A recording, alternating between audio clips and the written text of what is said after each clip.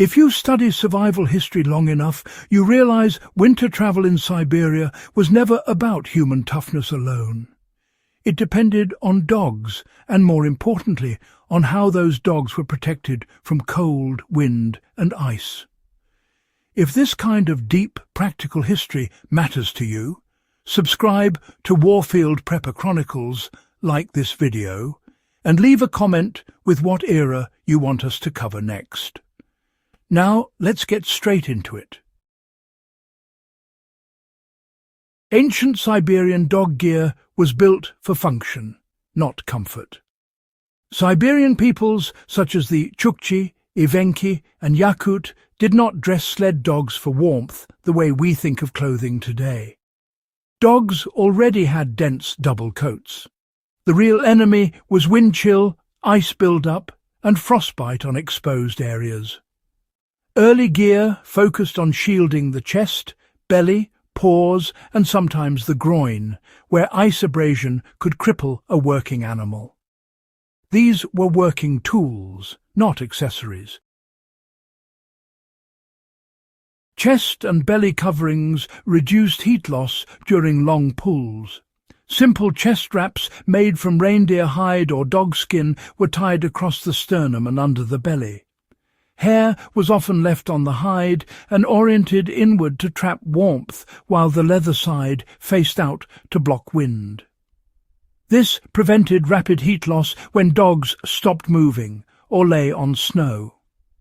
A modern survivalist can apply this by understanding that wind protection matters more than insulation for animals already adapted to cold.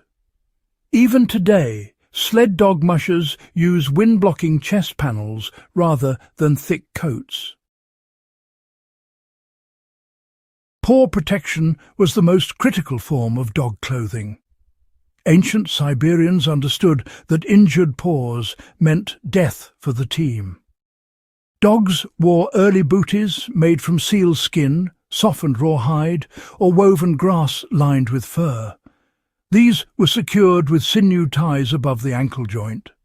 They protected against sharp ice, frozen crust, and chemical burns from salt-rich coastal snow. This knowledge applies directly today.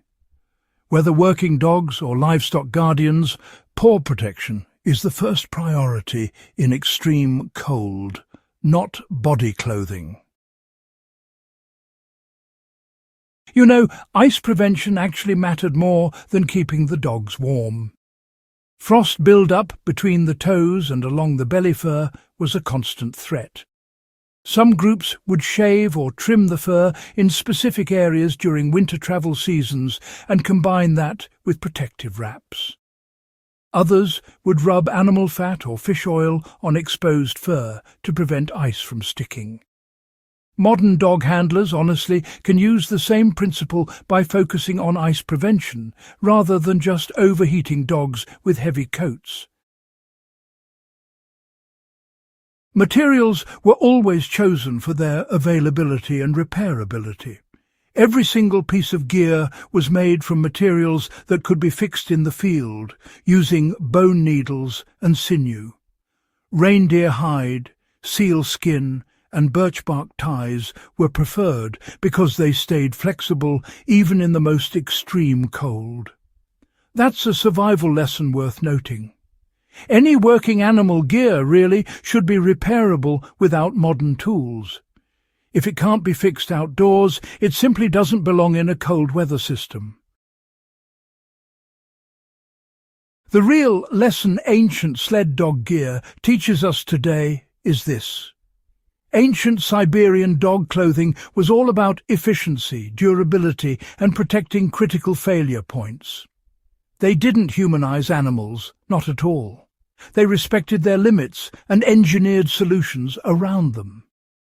If you work with animals in cold environments today, you should focus on wind blocking, paw protection, and ice control, rather than piling on thick insulation.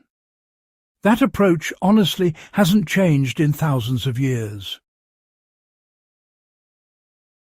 If you value practical history that still applies today, do consider subscribing to Warfield Prepper Chronicles, Share this video with someone who studies survival or works with animals, and leave a comment with your thoughts. History like this, well, it only survives if we keep using it.